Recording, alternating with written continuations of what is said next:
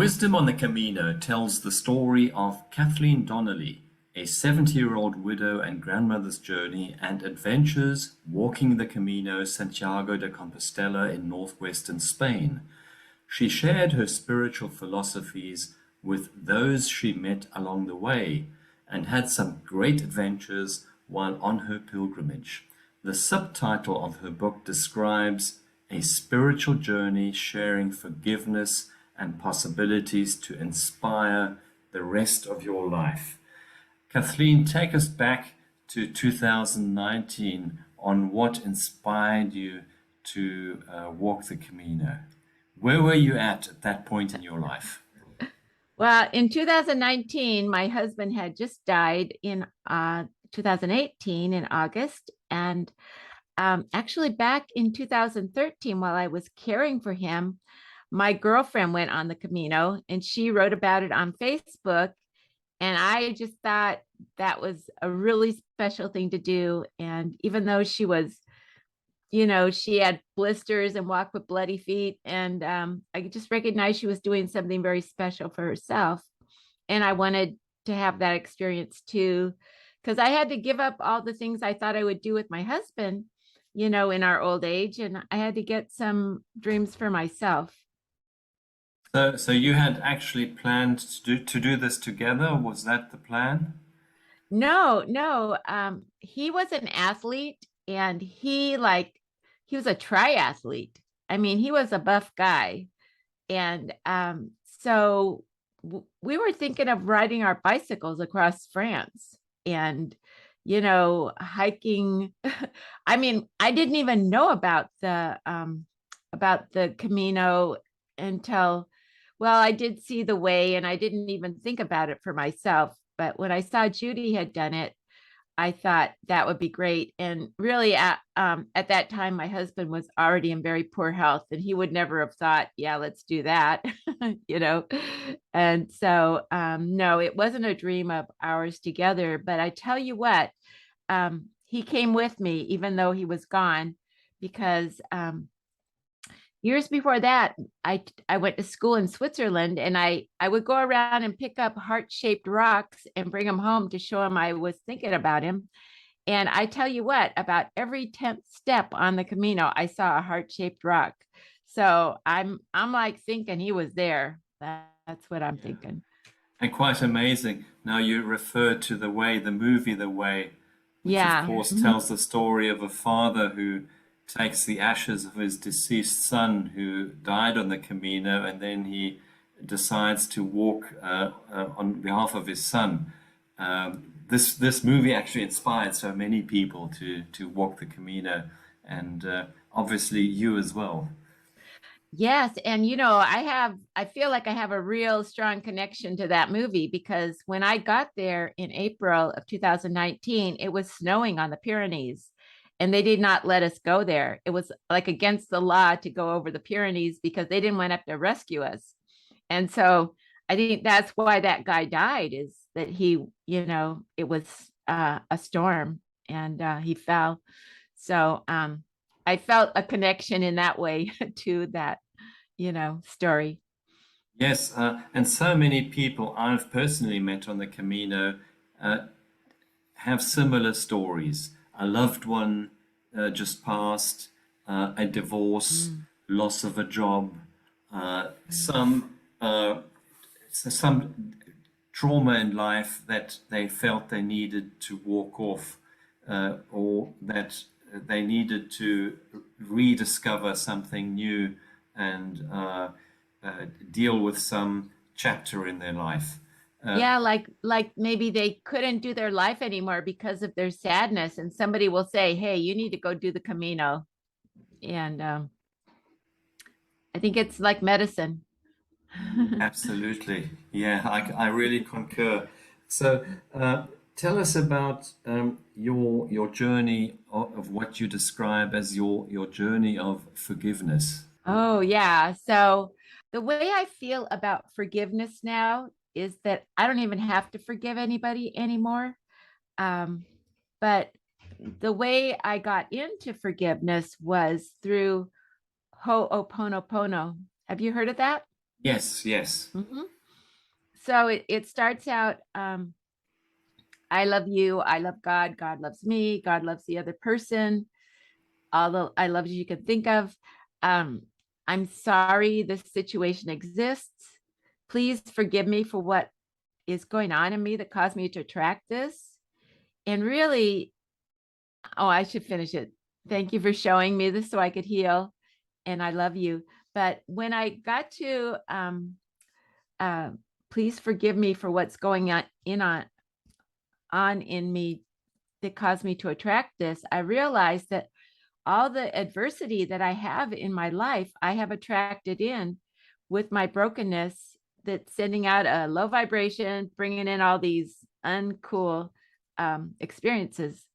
And so now instead of being a victim, I just take responsibility for my vibration.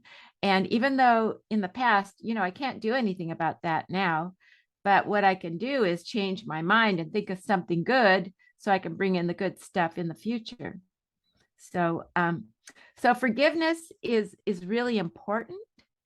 And I think forgiving ourselves is the key. Um, and so I shared that with people on the Camino, and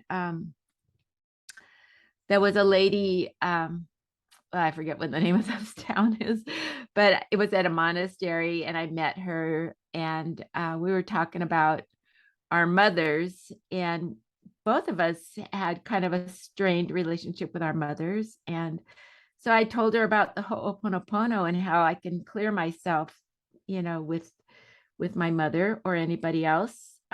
It just kind of clears the binds that we have with other people that cause us to um, attract in their their crap. I mean, they are just doing what they do, right? And here we are bringing it in, if with our vibration. So so anyway, I want to say that forgiveness is like so important, but you know what? I don't feel like I need to forgive anybody because I just brought it in. Yes, and forgiveness is often so misunderstood. Mm, Obviously, for me, it means first forgiving oneself and letting go of a grievance that one might have towards some person in the past, who or a loved one who's uh, uh, hurt yourself, and right. letting go of that. Yeah, we don't even know what our buttons are until we get them pushed.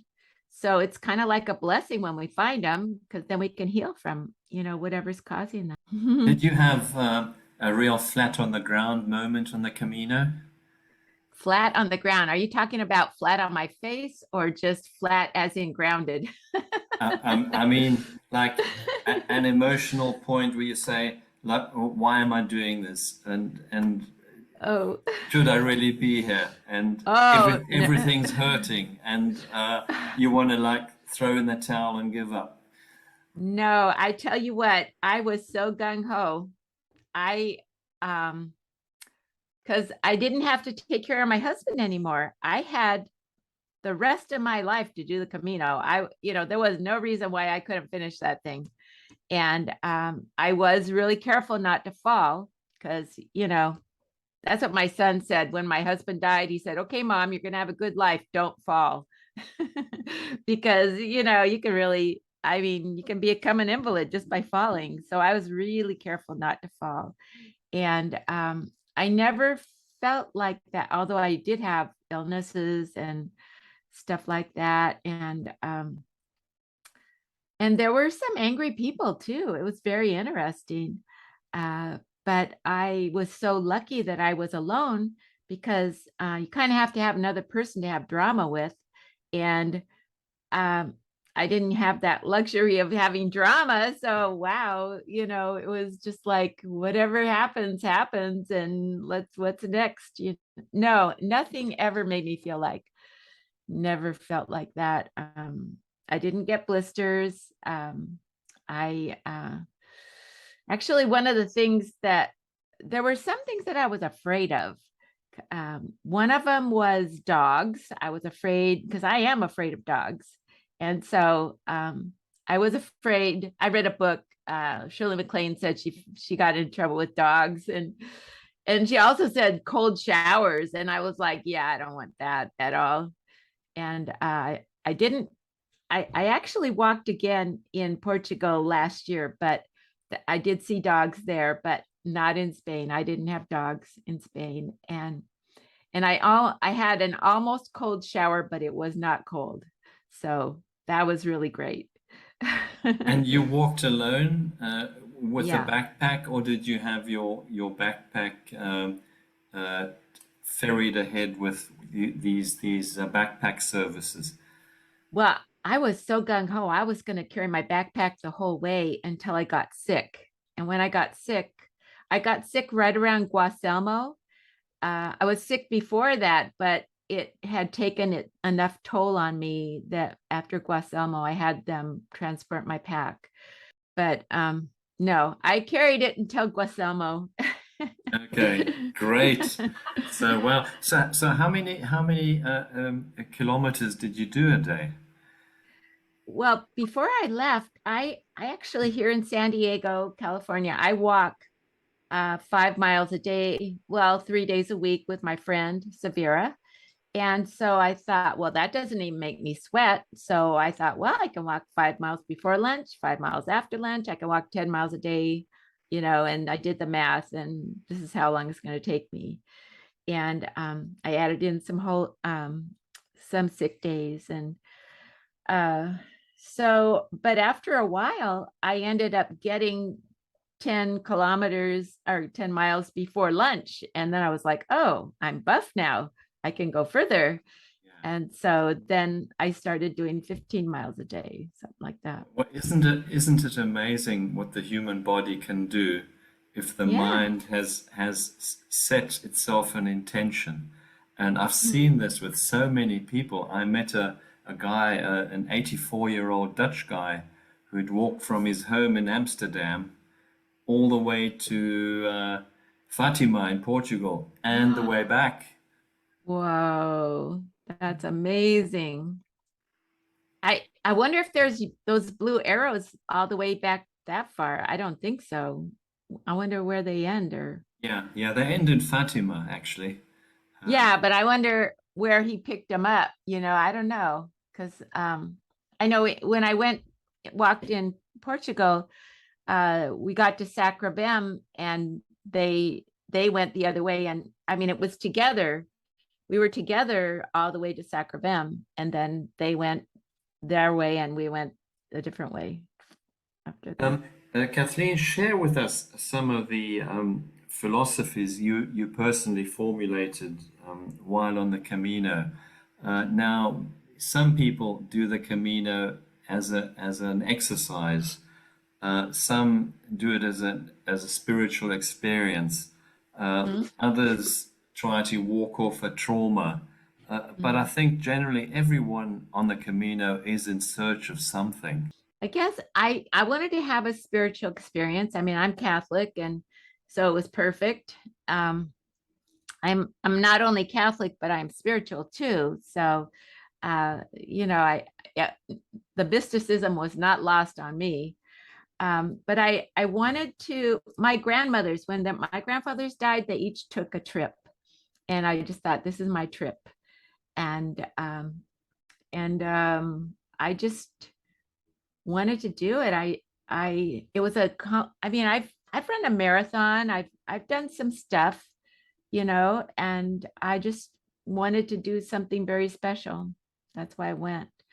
And the wisdom I got I mean, what I got for me was finding out that I can take care of myself. I mean, I got married from my mother's house. I went to my husband's house, and even though we were both young, I wasn't alone, and we just kind of took care of each other. Uh, so I was never alone in my life. And uh, so at my house, I rent my rooms out to students. I live right by the university, so I'm not here alone here either. So I was definitely alone a lot on the Camino, and there was a lot of soul searching. It was great to get away from my home that was full of all my husband's possessions, and I really didn't know what to do with them. Made me feel bad to get rid of them, made me feel bad to keep them, And so, there was a lot of stuff like that that was really good for me to get away. There's a Mhm. lovely slogan in Murcia on a wall. It says the Camino starts after the Camino. Right. And, the last words of my book are, uh, you know, um, uh, all of life is a Camino and every moment is sacred. Yeah, great, isn't it? Hmm. Yes. It makes you realize it's very special. Not that many people do it. When you get there, you think everybody in the world's there, depending on what month you go. But wasn't Absolutely. wasn't wasn't so crowded in April. Yes, and this year a lot of people have been walking. We walked this year in June from Mm. Bilbao and did a part of the Camino del Norte and then diverted on the Camino Primitivo. Did And you? Oh my gosh. yes, it was lovely. Um, and so different than the Frances. It's way less crowded, much more space for that time alone. Yeah, I want to go there in April. Well, I probably go in May. I think more north, maybe it'll be cooler. Maybe I should wait till May. I don't know, but I want to do the Camino del Norte, but I was thinking of going as far as I could on the coast. I don't. Why did you go inland? Yes, well, the Primitivo I've done actually three times, Oh, and oh, I really love it because it's rugged, it's quite tough. uh, It's a tough walk, and it has something really ancient about it, mm, which I really enjoyed. And every time I've walked a certain part of the Camino again, I've seen different things. It's like I bet. reading a Yeah. good book again and discovering something new in that book. Mm, I find the same walking an old path again. mm, lovely. Lovely. I'm afraid, actually, I'm afraid I won't be able to have a place to stay every night because I don't walk fast. I mean, I think there's some stretches you have to walk 35K to get to the next place. And I'm like, well, what am I going to do? Camp or something? I don't know what I'm going to do. But the amazing thing is the Camino always provides. Oh, Uh, and so often I've been in a village and no hostel to stay in, and there would always be something. mhm. Some villager would say there's an old school hall where you can sleep on the ground, or Oh, some person in the village would offer you a bed. Uh, uh-huh. it's quite amazing. I've never had Okay. to sleep outside, and I've done quite a number of caminos, and I I bought think me it's really a lesson in trust. okay, I think that'll be good for me. I think so. Yeah, I bought me a tent that you can use your hiking pole to hold it up. And I'm thinking, I don't want to take that thing. Anyway, oh, Yes, adds another pound to your pack, you yeah. So know. when are you planning to walk again? Uh May, May. Mhm. Okay. So maybe I'll have my 74th birthday on the Camino. And now so many people I've met who I've spoken to about the Camino say, well, I really want to do it, but they never get down to doing it. Uh, Mm, you walked it at over the age of 70, at yeah, an age where most people say, look, my body won't do it, I can't do it, it's too tough, it's too right. much of a challenge. But you did it, and you're doing it again. Yeah. So, have you heard of the five Tibetan rites? Yes. Yes, they keep you young, actually. Yeah. Hmm. And you do them every day? I don't, but I should. And I do them once in a while. I actually decided to go to bed at 9 o'clock so I can get up at 5 o'clock and do the 5 rites. And I did that once this week. So I'm a work in progress here. Yes, as we all are, aren't we? Yeah. Yeah. So It- what motivated you to write this book? well, while my husband was ill, I had to be home for years. I mean, years. So I had kind of a rough childhood, and I needed to do some healing work. And so I went online while I was home. I went online and studied with a whole bunch of enlightened thought leaders about how to cure my post-traumatic stress disorder, stuff like that. And so I mean, after so many years of studying, and I would get somebody's program, and then I would study that, and it would, after a while it'd be kind of boring, and then God would send me another one. And through the years, I raised my vibration um, with these different teachers and the different healings that I got. And so I wanted to write a book about that. That's what I wanted to write a book about. And so I after the Camino, I was like, oh, okay, I'm going to write the book. And so I sat down to write it, and I got imposter syndrome. And I thought, well, I don't want to seem teachy. And so I remembered I told people about all those things on the Camino. So I wrote my book about walking the Camino and telling people those things. So actually, all my teachings are in the book, and they're practically, how I shared them with the people that I met. So And the, the that's why I so wrote this the is book. also about the people you met and the conversations you had with these Mhm. people. Right. Mhm. Yeah. Yeah. And the different crazy experiences. I mean, you meet people, and like all of a sudden you're having a wild experience. And so I wrote about those things too. It's just kind of a fun book to read. And it's interesting, the people who pick up on my teachings, and then some people read right through it, never heard anything like that. They were just enjoying the being on the Camino with me. Well, share one story with us.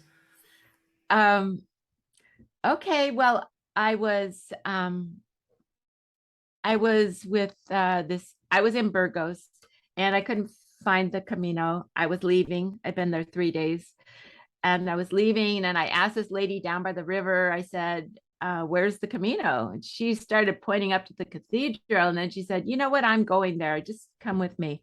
And so we walked along the river to this bridge that went across, and there's with the Camino. And while I was walking with her, I told her, gee, you're my angel.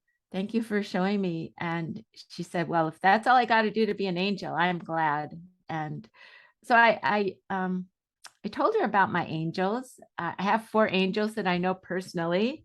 And that was kind of a fun story for us to talk about. And she's a single woman. She taught English in Burgos. And she was glad to be talking to a natural English speaker. And anyway, she was telling me about her problems. And I said, okay, well, I got this prayer. And when you say it, miracles happen.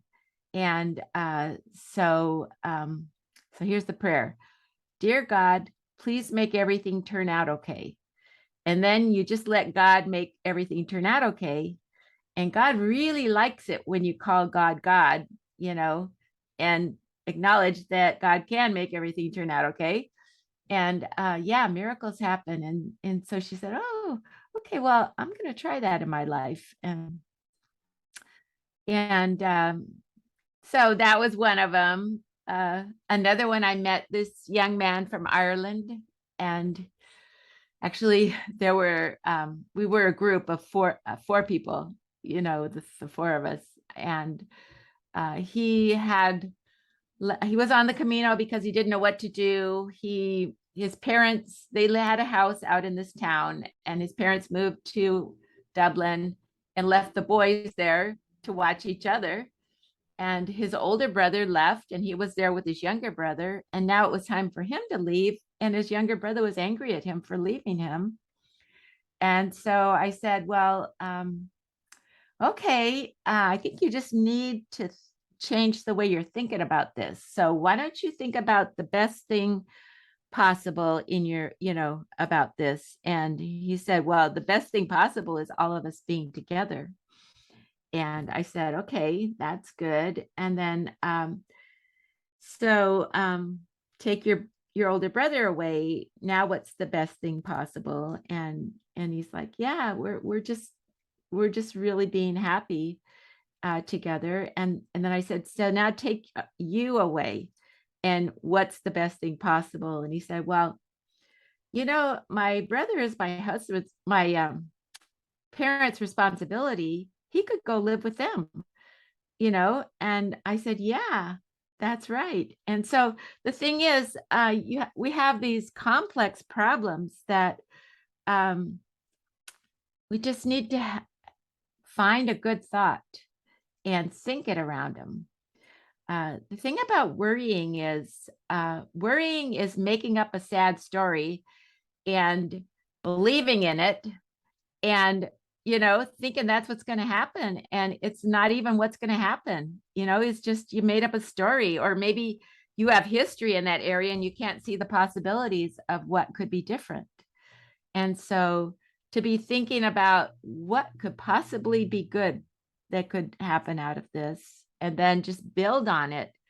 I used to think that it was really important to remember my sad story. I mean, I had a sad story and I thought it was important.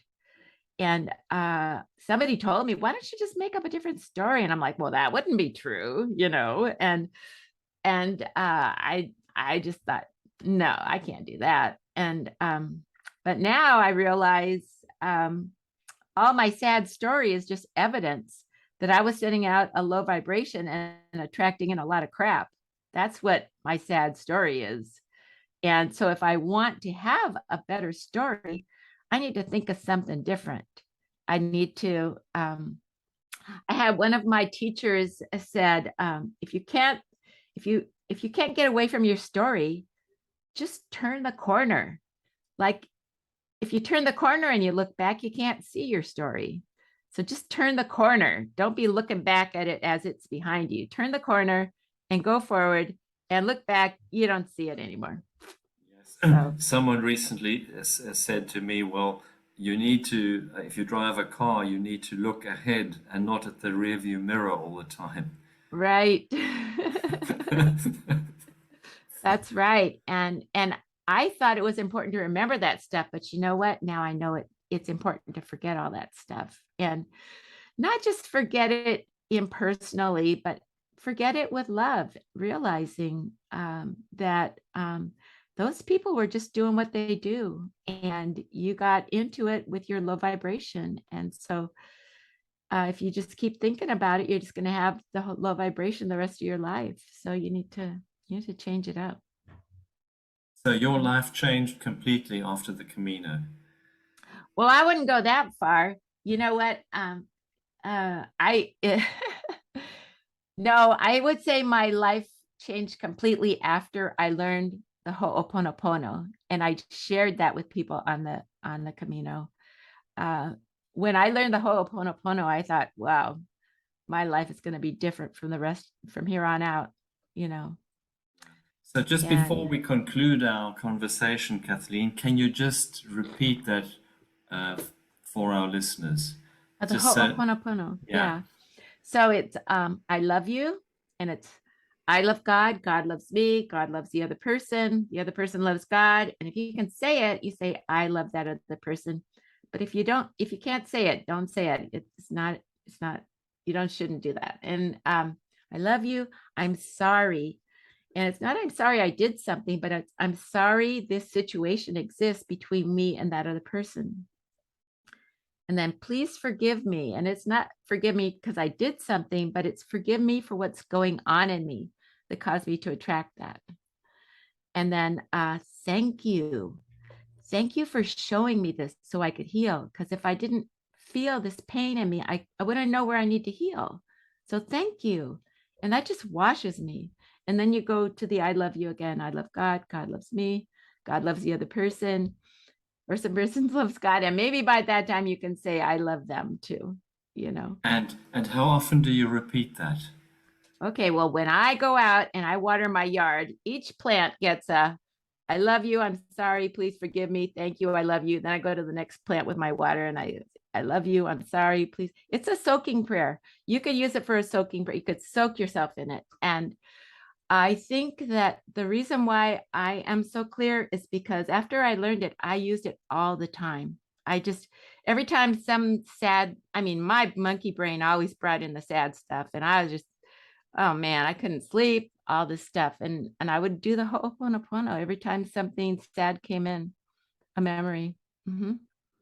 Yeah, what a great message and Mm. conclusion for our listeners. Thank you so much for sharing that with us, Kathleen. Yeah, thank you. Thank you too. And oh, I wanted to tell people about my book that I have a gift in my book, and people told me I should put my pictures in my book, and I thought, well, I can't do that. It'll be $50 for my book. I'll never sell a thing. And so I have a gift in there. The page across from the chapters says, read this first, and you can go in and opt in to see my pictures. So I have them arranged per chapter so you can see them. I'm sorry you have to double opt in. That's just the way the world is right now. You have to, takes a while to do it. But anyway, that's my gift. And your book is sold where On good books are Amazon. sold. On Yeah, Amazon, yeah. on Okay. Amazon. And I have a website, wisdomonthecamino.com. And so you can see all my podcasts on there, and yours will be on there too. Okay, great, Kathleen. Thank you so much for being on our show.